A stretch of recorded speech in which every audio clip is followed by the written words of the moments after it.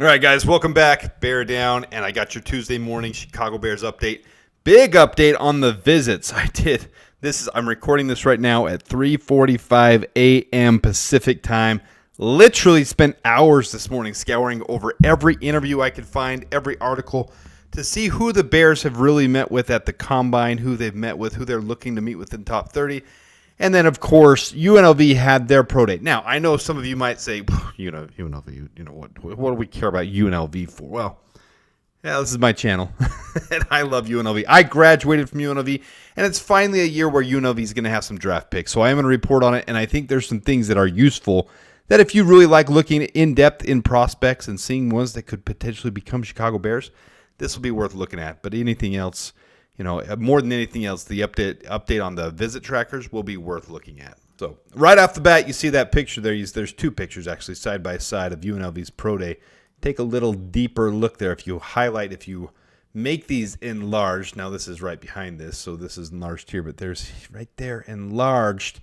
That is wide receivers coach as well as assistant head coach, so very high on the totem pole, Antoine Randall L. showing up at UNLV's Pro Day and being very involved in it. You can see him through several videos and several pictures that he's right in the thick of it, really interested in what's going on. Obviously, he would be. I'm just commenting on that. But he was there at the Pro Day, and in fact, all 32 teams had representatives at UNLV's Pro Day because they have two big prospects finally, Ricky White III and Jackson Woodard, among others.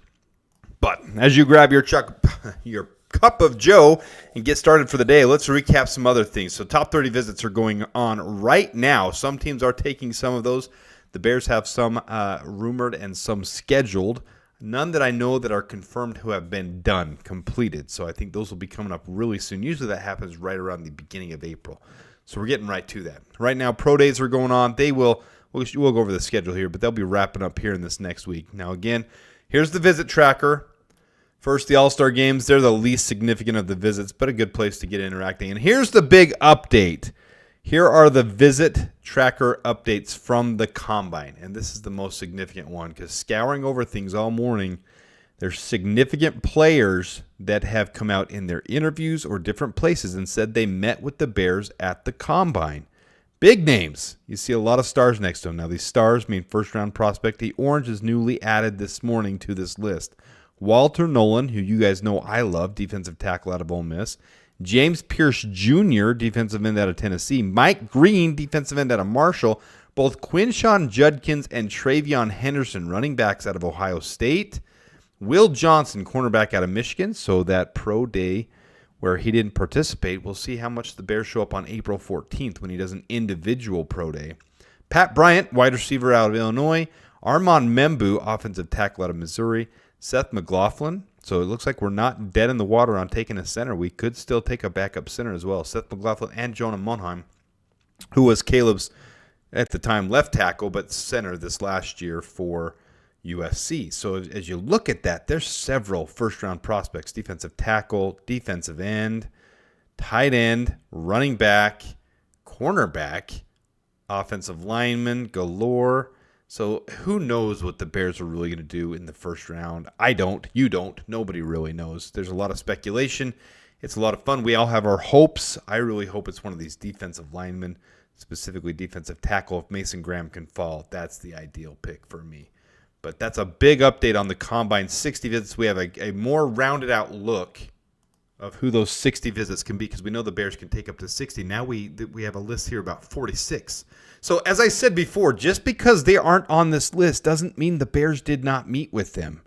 In fact, there's potentially 14 others that could have met with the Bears that we just don't know if they met with the Bears or not. So you only hear about it from people saying they met with the Bears or interviews and things like that. So very definitely could have been more players as well that met with the Bears at the Combine. But those who didn't see an update yesterday, Brashard Smith said that he has a top 30 visit scheduled with the Bears. So this brings our list to 6. Mason Taylor, tight end, Josh Connerly and Will Campbell, offensive tackles, offensive linemen. Ashton Genty and Brashard Smith, running backs, and Nick Martin, linebacker, are confirmed to have top 30 visits. Now, Jalen Walker It's rumored, but that is unconfirmed, that he has a top 30 visit scheduled with the Bears as well. So there's your updated top 30 visits. And then here is your upcoming Pro Day visits, Pro Day schedule. So yesterday was the 24th, Auburn, Boston College, Bowling Green, East Carolina. So this is the upcoming final remaining schedule. I'm not going to show all the previous ones because it's becoming a very monotonous list where I go over main prospects who are available in all the different spots. But we'll go over this yesterday, what happened. So here is Boston College, some main prospects there. Donovan Izaraku, very big prospect. Ozzie Trapillo, who the Bears are reportedly interested in. Drew Kendall, who I really like as a late-round center prospect. Bowling Green, you got Harold Fannin Jr., tight end. Marshall, you got Mike Green, who the Bears met with at the Combine. Over here from Iowa, if you follow the line there, Caleb Johnson, who's one of my favorite running back prospects. Sebastian Castro, who the Bears have shown interest in. Connor Colby. Luke Lackey, who was a very high prospect last year but kind of had a down year.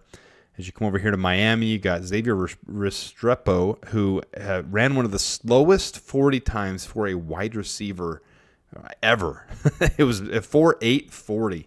Extremely slow. Had to have killed his draft stock. Elijah Arroyo, who I'm high on for tight end. Damian Martinez, who I like as really a bull running back. Not really in love with his finesse, so not one of my top prospects. Jalen Rivers, Tyler Barron, Simeon Barrow, all good prospects as well. From North Carolina, you have Omarion Hampton. Later on, Kamon Rucker, Willie Lampkin, who I just think he's too short, 5'9", 5'10". It's crazy. And Elijah Huzzy, who I put in my last mock draft. And then from Toledo, you have Darius Alexander. And from SMU, you've got Elijah Roberts, Brashard Smith, and Jared Harrison Hunt as prospects from SMU. And then, of course, I'm going to get into UNLV and show you guys some stuff from UNLV. So the main prospects from UNLV, you can see they had 4 All-Americans this last year, a couple honorable mention ones. Tyler Shanks, who a lot of people haven't heard of. I don't think he'll get drafted. He really needs to hit the weight room and get his base a little bit stronger as a prospect for an offensive tackle prospect. This is my list in order of who I think the best prospects are. So Jalen Catalon transferred. He's going to go back to school. He transferred to Missouri. But there's Ricky White, Jackson Woodard, Tiger Shanks, Kylin James, Cameron Oliver, and Jonathan Baldwin, who all are decent prospects. I would say Ricky White and Jackson Woodard are your best prospects to be drafted from UNLV. Ricky White right now considered a 4th, 5th rounder, and Jackson Woodard right around that same range, probably 5th, 6th rounder.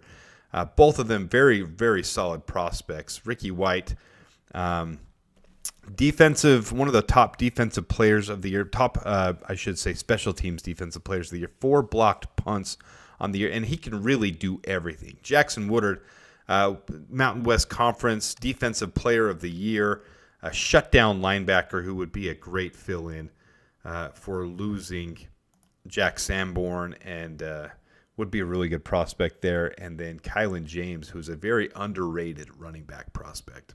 So first of all, we'll start here with Ricky White, who is the top prospect for UNLV. 6'1", 190. I've included him in a lot of my mock drafts, so I think a lot of you guys have seen him. 23 years old. Really solid last couple of years. 1,011 yards this last year. 1,304 the year before. Really good yards after contact. Doesn't drop very many balls. A few more drops than he should have had this last year. Really good contested catch, wide receiver, and a rating of 116.3 NFL passer rating when targeted. Let's show here. So here's his 40 time. He ran a 4.61 at the Combine, 4.4440 at the Pro Day, just barely. So really, I gotta mute that. Really showed up at his Pro Day to put on a much quicker 40 time. At the Combine, he said he had some tightness and he probably shouldn't have ran the 40. So he probably shouldn't have. But scouts don't care. If you guys have seen the reports from previous years when we talked about this last year, they don't care if it was worse one time or the other, as long as they showed a better showing, and he showed a very better showing this time. So that's going to improve his draft stock quite a bit. But let me show you some things here on Ricky White. So here's Ricky White. There's a block punt.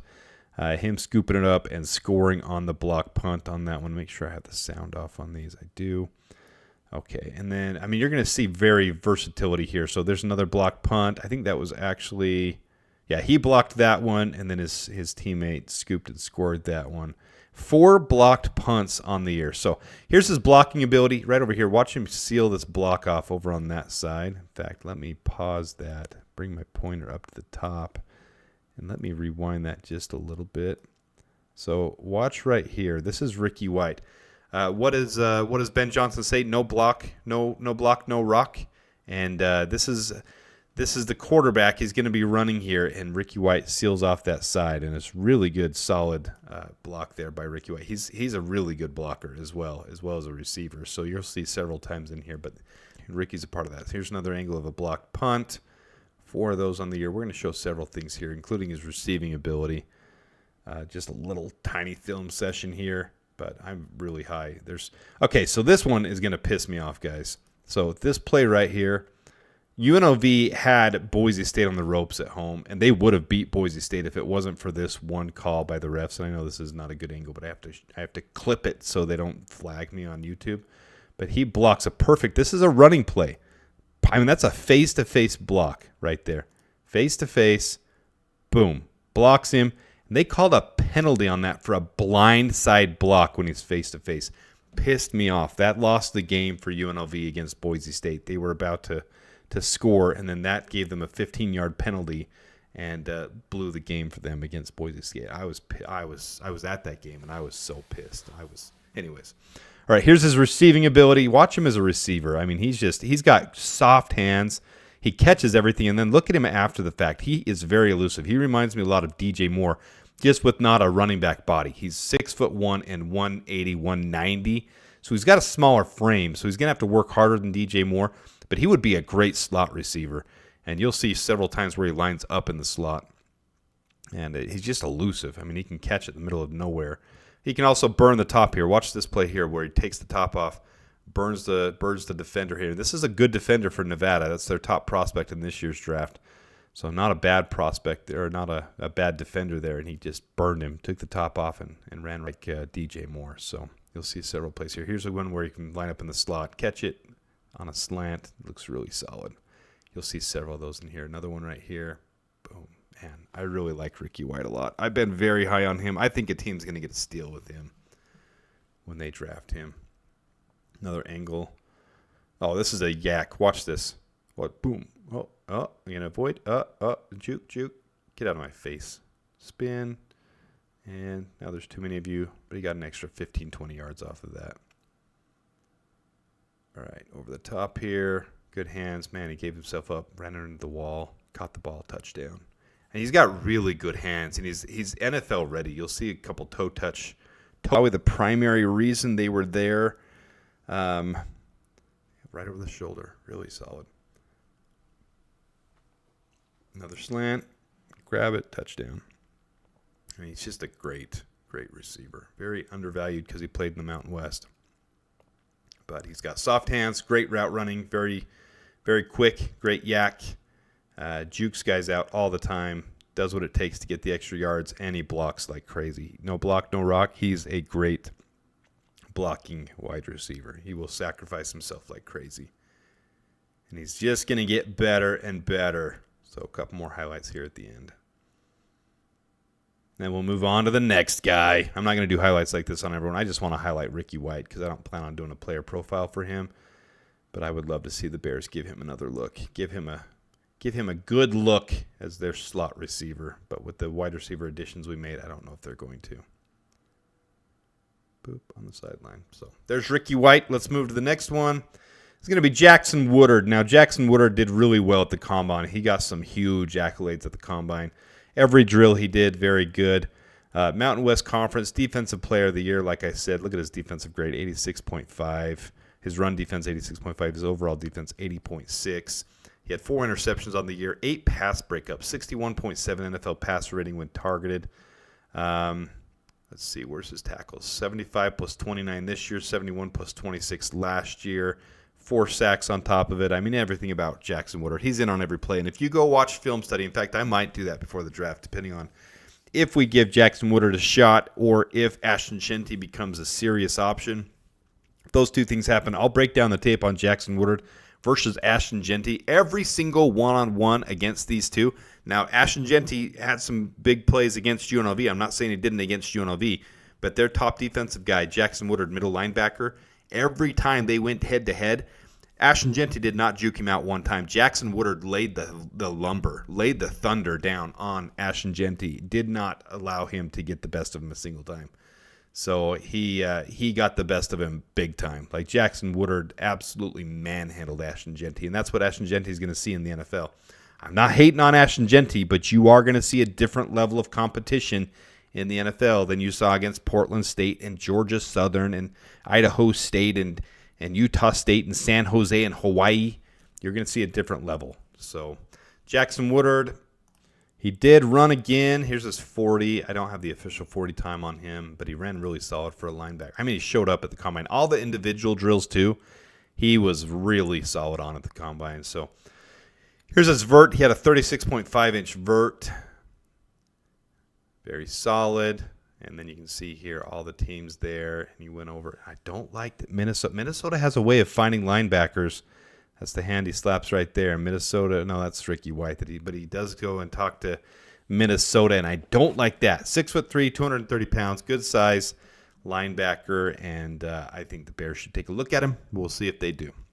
All right, last but not least, if you guys don't follow me on Twitter, you're not going to know what I've been saying about Kylin James. I've been touting him up for a while. He's a very overlooked prospect at running back. Look at these numbers, 6.6 yards per attempt. Now, he transferred from Central Arkansas.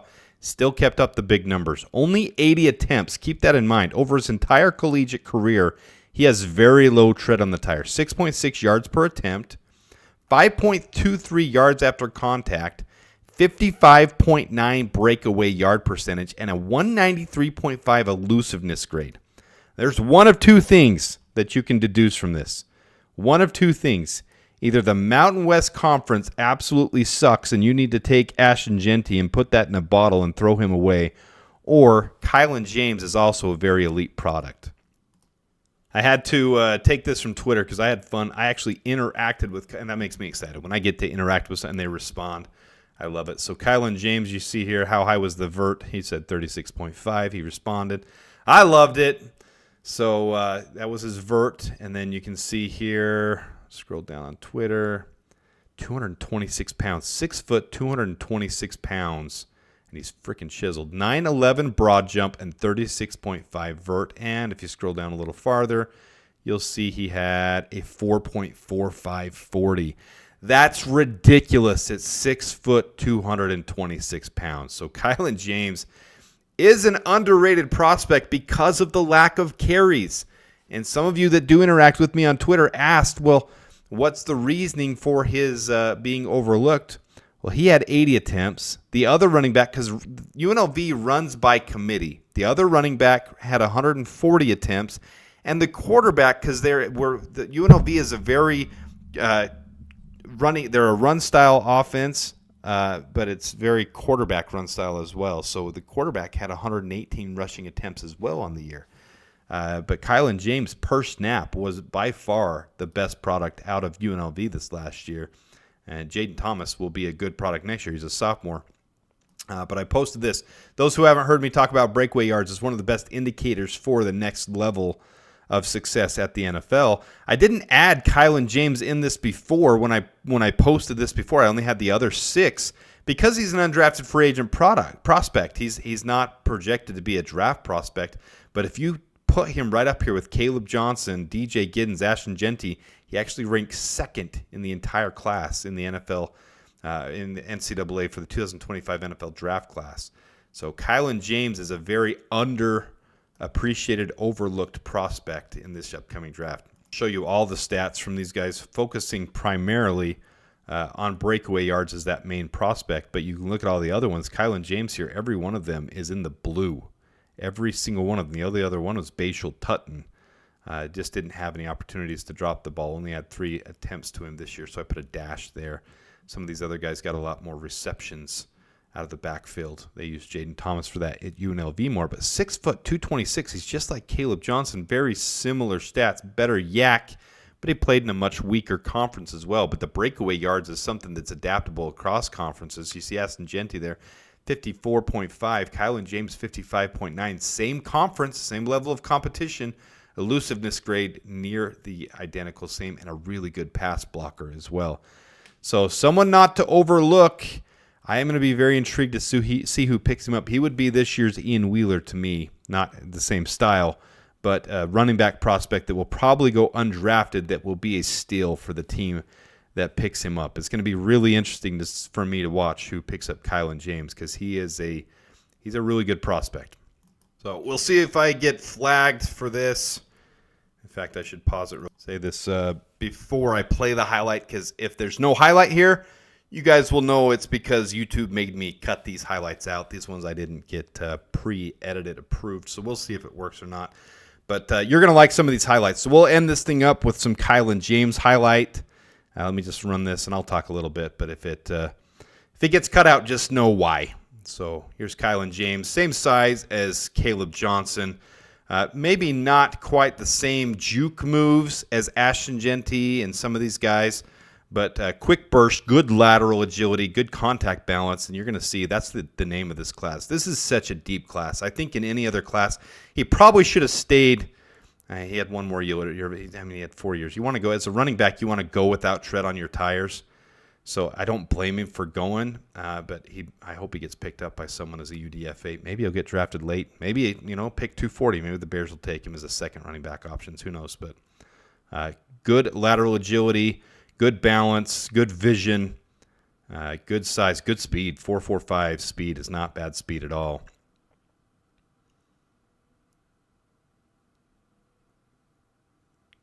Good running back.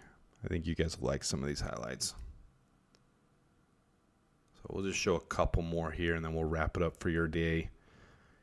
Hope you guys enjoy your morning cup of joe and a couple Bears updates. Today was focused around UNLV because I love UNLV. So prospect here in Kylin James. Very overlooked prospect.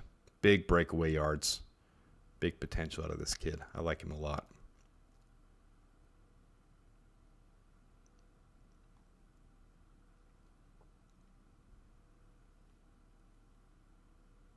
Boom, off to the races.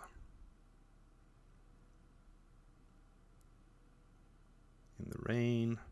Good block there. Whoop. See the hole. Find the gap.